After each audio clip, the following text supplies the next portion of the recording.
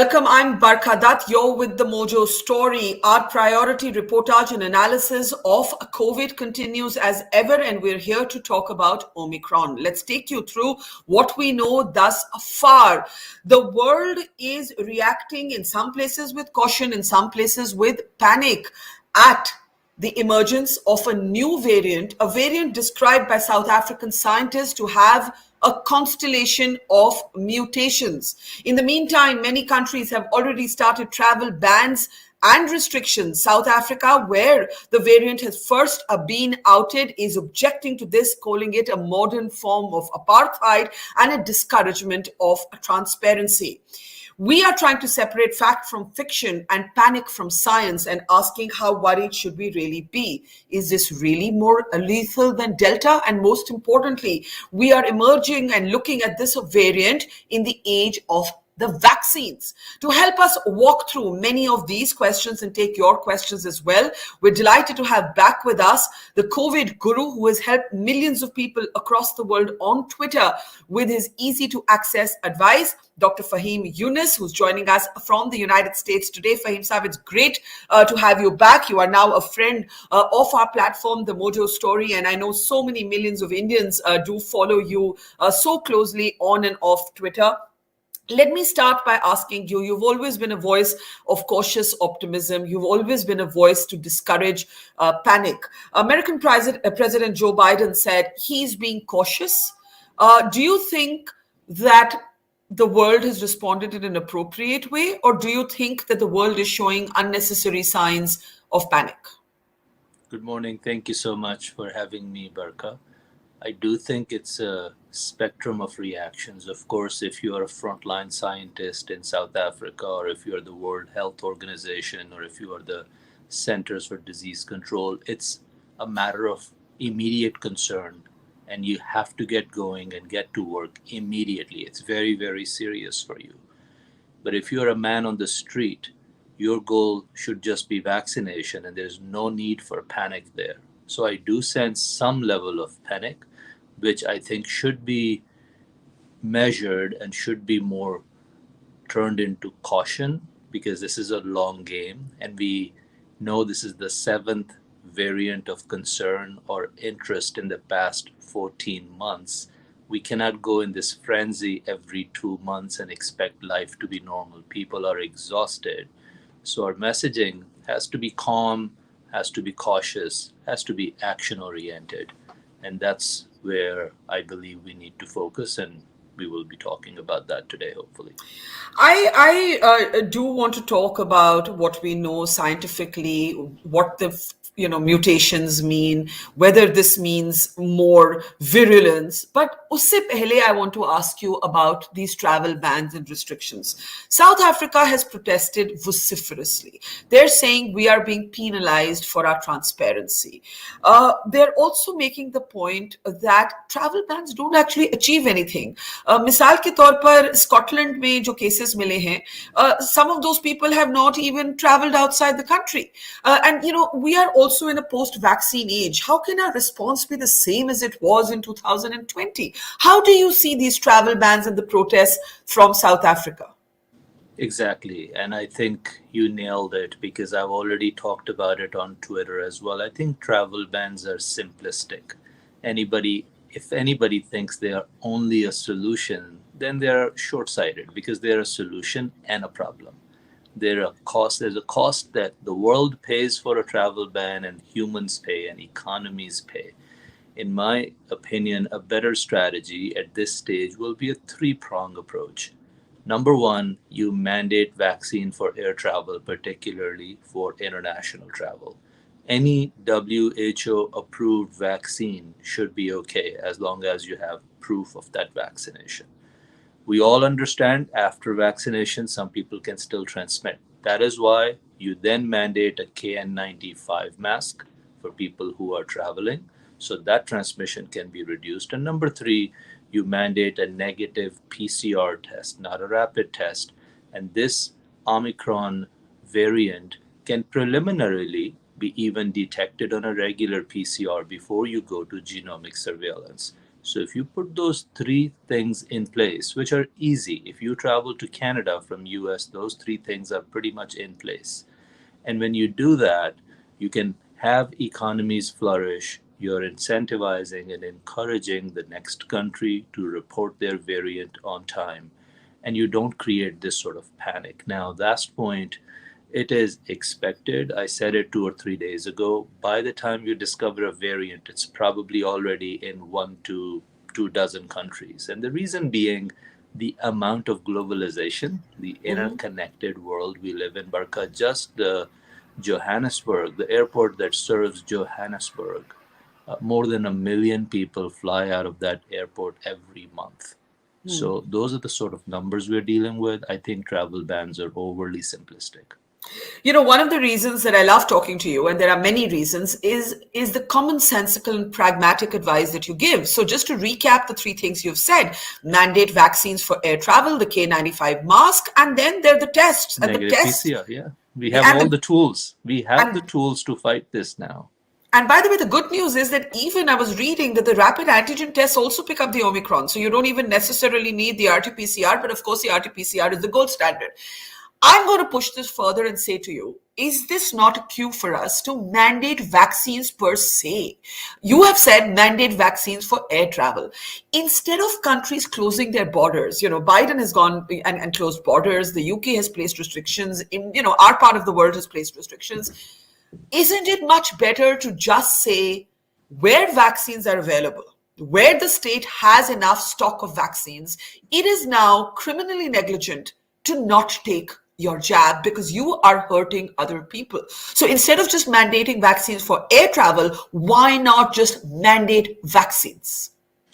Yeah, this turns into a more of an ethical and a philosophical and a political debate rather than a medical debate. Of course, if you ask me, I'm vaccinated, my family is vaccinated, I'm heavily biased towards vaccines.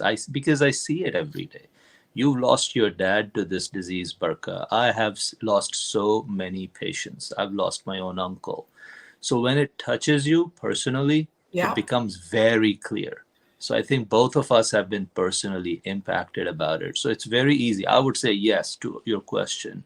I just cannot be naive that it's difficult. You're dealing with 8 billion people and different cultures and different political circumstances. At least in US where I live, we are a fiercely free society, and that freedom comes at a cost, and this country has paid that cost over centuries. You can take that argument to gun violence, you can take that argument to our prison system, so many other things. So I think it's difficult for democracies, for free democracies. Actually, this virus has caused more trouble But as but Fahim compared to Saab, countries which are a little bit more control oriented. but Fahim Saab, I lost my dad had one vaccine and he was Yeah. scheduled for his second vaccine when he contracted the virus and he was hospitalized. And the fact is that at that stage, India did not have, enough supply of vaccines. We weren't rolling them out Yeah. fast enough. We didn't roll them out fast enough. It was one of the big mistakes that we made in our COVID response. Now, though, that problem doesn't exist, and I don't want anybody else to lose their father and or Yeah. mother or anyone they love. And I understand the point about democracy, but to close borders is also against freedom of a kind. It's Yeah. hurting the economy, it's hurting free movement. And between the two options, I'd rather have the state mandate vaccines than close borders. Agreed. I mean, this is, as I said, it's easy. You tell me where to sign. I'm on board with this. I just know that these are political decisions. A lot of decisions made on a national level are sometimes politically motivated.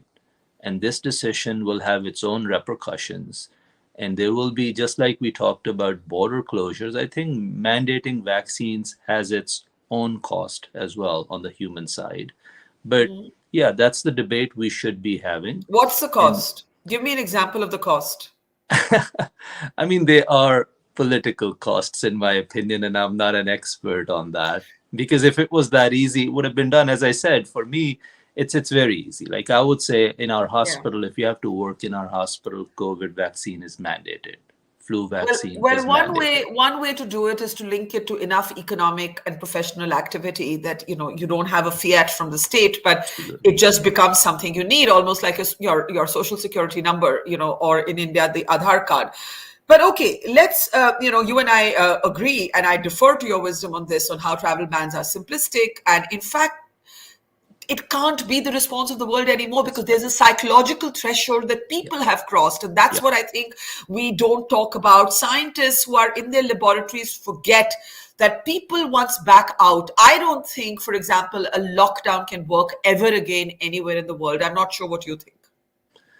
Exactly, and I think that, thank God we are beyond the phase of a lockdown, because remember when we went into lockdown, what was the situation? We did not know much about this virus. We did not know about how it behaves. We did not have enough PPE. We had very few tests. We had zero treatments when vaccines were a dream. Now, when you come back today, we have ample PPE. We understand this virus's behavior in its 7 different variants.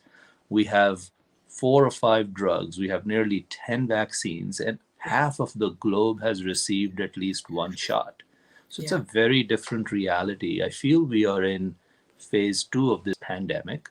I think if this was a cricket game, I've always said we are in the second innings. This is now going to slowly end in different places. So I agree. I don't think we are going back in lockdowns again.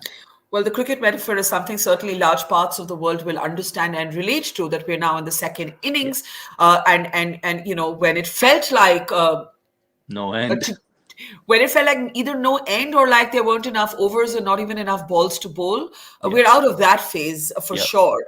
I want to now come to the specifics of what we know and what we don't. And we've got questions coming in on our live stream for you. I think Arushi had one question. Here's the question. What do we know so far about the potency of the variant? How adversely would it affect different age groups? Now, I want to club a question of my own with this. We have the South African scientists confirming 50 mutations on the variant, what they've called a constellation of mutations. What's important to underline is that more or greater transmissibility does not necessarily mean more virulence, i.e., a virus can spread faster but not necessarily be as harmful. Please take this question up, sir.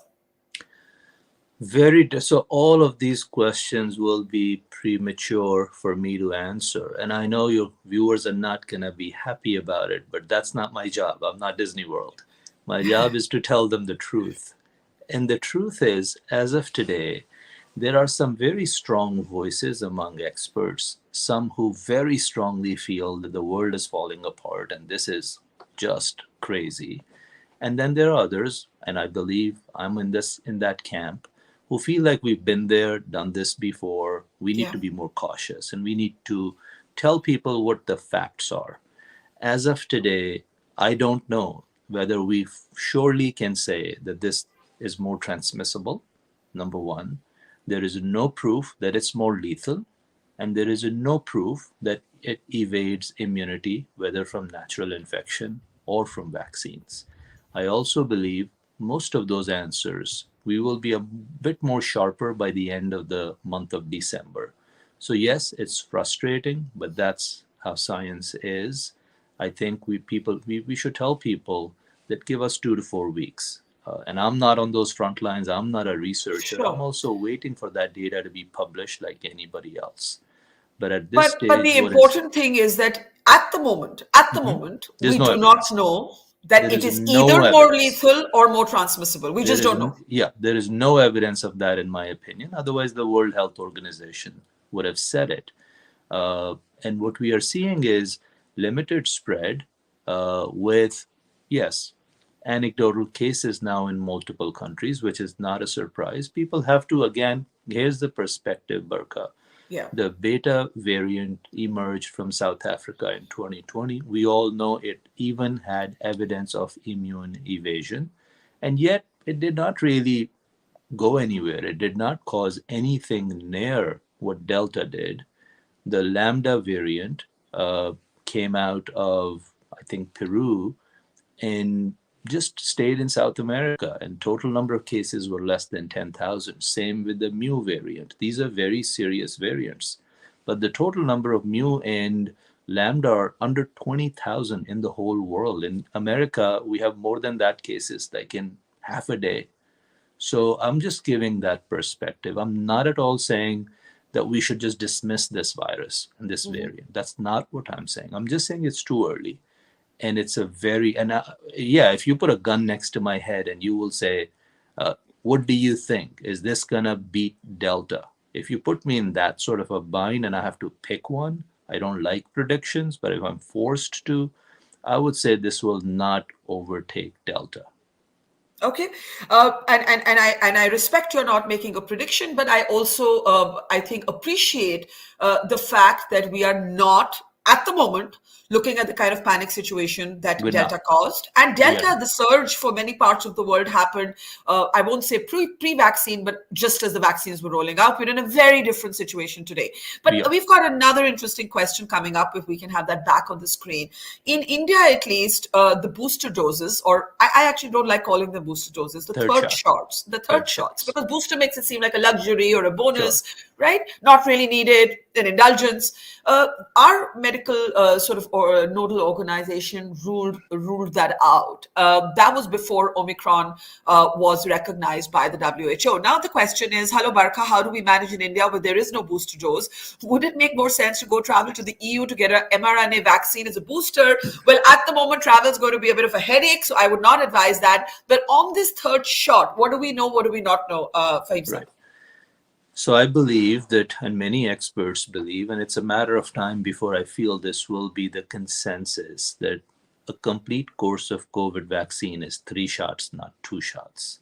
There's precedence for that. If you look at hepatitis B vaccine, you take one today, the second one a month later, the third one 6 months later. Yeah. So as of today, I do not believe, and most of us do not believe, that 2 shots are enough. There is ample evidence of waning immunity. To our surprise, I personally thought 2 shots would be enough and they'll give you at least a year of protection. Didn't turn out to be the case. So this is, once again, that's how science works. When you're leading, you don't know. It's very difficult to be a leader. So those people who are on the cutting edge of this, they're not lying, they're not changing their position. They're learning along the way and they're being transparent. Now, even in some countries, they're now arguing whether the third shot be offered after 3 months instead of 6 months. Yeah. So my recommendation as of today, and this is again knowing that every country has a very different battle to fight. If a country is still struggling to vaccinate a majority of their people and has struggles with access of vaccine, of course, a better strategy is to spread out the vaccine and give 2 shots to as many people as possible. But if access is not an issue, I would say if you're over the age of 18 and your second shot was more than 6 months ago, you should get your third shot. There's an ethical dimension, of course, to this as well in India, where the second dose has not gone around, in an equitable way yet. But it's not because of a lack of supply anymore. We've had 12 crore Indians not turning up for their second shot, lulled by the fact, by the belief that everything is okay now, and that is why I keep coming back to mandate vaccines. But on the third shot, I have to ask you this: could one way out be at least that the vulnerable, the elderly, the health workers at the front line get their third shot on priority? Of course, that's what was done in US. And you're right, supply is not an issue as much as we may want to talk about access. Yeah. Vaccine hesitancy is a larger issue. South Africa, just a few weeks ago, actually returned the vaccines that they were getting because they couldn't get beyond 30% due to vaccine hesitancy. Yeah. And I know India has sped up and millions of people have gotten their shots. But still, if I look at international numbers, less than 35% of Indians are fully vaccinated. So to your point, if it's not an access issue, Barkha, if people have ample vaccine and they're just not taking it, then how do you stop those who want to do the right thing and follow the evidence? Yeah, I don't think people should be denied the third shot because some people are not taking the vaccine. That doesn't seem fair. But there's been some scientific debate over and I don't know if we know this conclusively, if the immunity offered by the mRNA vaccines fades quicker than the AstraZeneca Covishield vaccine. And I'm asking you this because I've seen a couple of, there was, I think, a publication in the Lancet that argued that the mRNA both offered higher efficacy, but swifter decline compared to the AstraZeneca Covishield. Yeah, we're learning about it. I think that's a great question. We don't know where it will be, but these are the kind of questions that only time will answer, because when you have adequate numbers for adequate amount of time, then you can make a fair comparison. So I honestly don't know the answer to that, but with the time we will find out. All I know, I keep saying this, regardless of which vaccine you received and regardless of which variant comes next, vaccinated people will always have a distinct advantage over COVID compared to unvaccinated people. Now, this is a really important point. There's a phrase that's bandied about loosely called vaccine escape, or escaping the vaccine, or breakthrough infection. And what people who are not obsessed with this 24/7, the layperson, thinks is, oh, vaccine ka to koi fayda hi nahi hai. Omicron has resisted the vaccine. We have to be very careful in distinguishing, and I know you'll help us do this, what escape means. It can mean getting an infection, but not going to hospital, not dying, which is where our emphasis should be. Yeah. So the commonest example, and I love that, is vaccine efficacy is not like a light switch on and off. It's like a dimmer. So when you can That's dim beautiful. That is such a clear metaphor. that Yeah. is what it is. So Yeah. please do not think of it in yes no terms. It's a dimmer, how fast, how bright that light goes, and then gradually how it fades away. It's a spectrum. You will always fall somewhere on that spectrum. And even if Omicron was really vaccine evasive, it will very, very unlikely that it renders a vaccine useless. It does not work that way. The neutralizing antibodies are not the only arm of immunity. You have T cell immunity, you have memory immunity.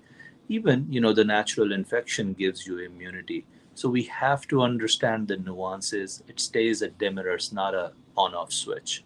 That's a great way to explain it, and it's so important. But on this, question of what happens to those who've already had COVID, I think we had a question. We can bring that up, it's an important question about the risk of reinfection and what we know there. And that's the question. Could you please tell us, if COVID recovered people, what is their risk? Do we know? Do we know enough? Yeah, I think we do know that they have immunity. Again, it's a spectrum. If you're a 75-year-old dialysis patient and you had COVID, your risk of reinfection is very different and higher as compared to if you're a 30-year-old athlete. So I think that's the issue here. That majority of the people who are COVID recovered are unlikely, in my opinion, to get reinfected, number one. They're also unlikely to get severe disease. You will always find anecdotal cases here and there, but there are so many complexities now because no two people are alike. You have to weigh your own risk factors. If you're a 40-year-old but your body mass index is double the normal, if it's 45, your risk is very different and higher than a 40-year-old whose weight is normal. So we have to now start looking at diabetes, high blood pressure, heart disease, liver disease, kidney disease, obesity, immunosuppressive drugs to predict someone's risk. And that is why I keep saying, if you are young, healthy, and either vaccinated or probably vaccinated better, but COVID recovered, chances are you should be cautiously returning to normal because you've done everything. You're young, you're healthy, and you've gotten vaccine. So by wearing a mask, you should be able to live your life again. Don't wait for WHO to announce the pandemic is over. That may be years away. That's such a great point because, I'm going to say, as someone who's had COVID, who's lost a parent to COVID, who's been obsessed with COVID, that there will always be new variants. And I do not believe that it is humanly possible for the world to keep shutting down, for borders to keep gating themselves. And therefore, could you explain to our larger audience why there could always be new variants. As you said, this is the seventh, and we're acting as if it's the first new variant because public memory is short, and we, of course, once bitten are twice shy. What does it mean today to suggest, not just because we have 10 vaccines, but also because we finally have some therapeutic responses as well? What does it mean to start talking in terms of living with the pandemic? Yeah, unfortunately, I think the reality is now there are two very distinct paths forward, Barkha. One path is for people who respect science, and I'm assuming for this discussion, equitable distribution of resources. I'm assuming that resources Yeah. are available. There will be a group of population that's going to respect and trust science. That's the key word. There is another group that's going to remain distrustful. Unfortunately, the distrustful group is going to pay a very heavy price because I want to be very clear. People sometimes think that it's all about big pharma. Yeah. Actually, I'm in this profession. I don't even use a pen from big pharma. I have an aversion to that sort of thinking. I agree. I respect. Yes, big pharma is debatable. Yes, they are driven by profits. Agreed. But both things could be true. This Hmm. could be a good product, and big pharma could be money hungry, right? Just because they are money hungry doesn't mean this is a trashy vaccine and it's going to change our DNA. Both can be true, and unfortunately, that's the situation here. That people have to believe it's a good product. They have to believe it's saving lives. And if they don't, they're going to fall on that second category, where not only this pandemic will be more severe for them, it will be more longer for them. But we have enough tools at this stage. It's more a matter of choice.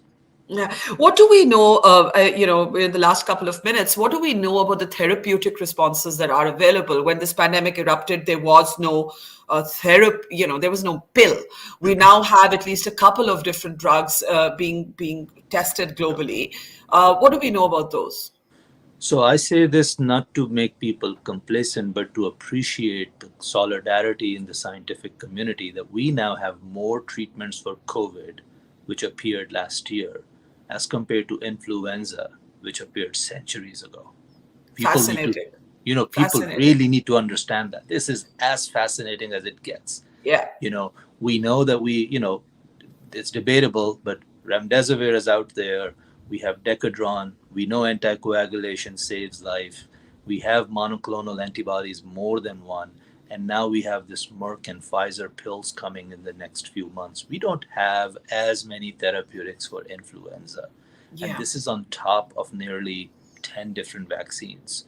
So this is a very different ball game now. And I feel very good about that. Really, it's a matter of equitable distribution and trust.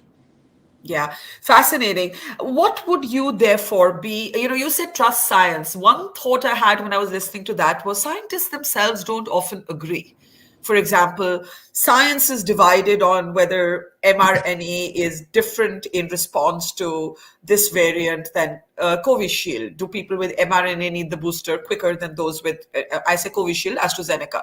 Um, Science is even now divided on this travel ban issue. How do people trust science when science doesn't agree?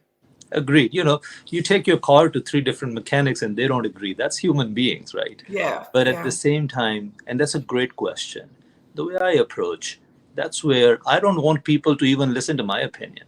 I yeah, think you should follow the international bodies of science because that's a constellation of smart people who've dedicated their lives. So that is why, and I completely understand the political issues and some missteps from WHO or CDC or other bodies, but still, these people have dedicated their lives, and I've worked and listened to some of them. I have huge respect for what they're doing. I think they will be more right than wrong. You are in better hands. So you should align yourself with the scientific bodies. If you kept on looking at these sites and just kept on looking at literature rather than opinion of people, always be careful by when you're following one person's opinion, and that one person could be me as well. I am not a nobody knows everything. We have to have some humility, and we have to think as one world. This is a pandemic. It needs a global thinking. It needs big thinking. And big thinking sometimes means surrendering your opinion to a majority thought. So this is Yeah. why constellation of scientists always look where the momentum is. Follow that. Don't try to follow some one person who's on one extreme. He could be on one or the other extreme. And Yeah. I try to stay with the evidence, and I think that's what you should do. Okay, got to close. You had 3 pragmatic suggestions for how the issue of travel could be tackled. What would be your 3 pragmatic suggestions for countries and people all over the world who are listening to you right now, even if they're not traveling outside of their borders? Sure. Number one is always clear communication. If you haven't done good communication, even now is not too late. Develop a national platform where this sort of a conversation should happen every day. People should be able to ask their questions every day, number one. Number two, work on your vaccine hesitancy. Number 3, work on vaccine access. Vaccine is the end game to this pandemic, Barkha. We always close our conversations with your poetry. You know, there are 2 things you always quote from cricket and shairi.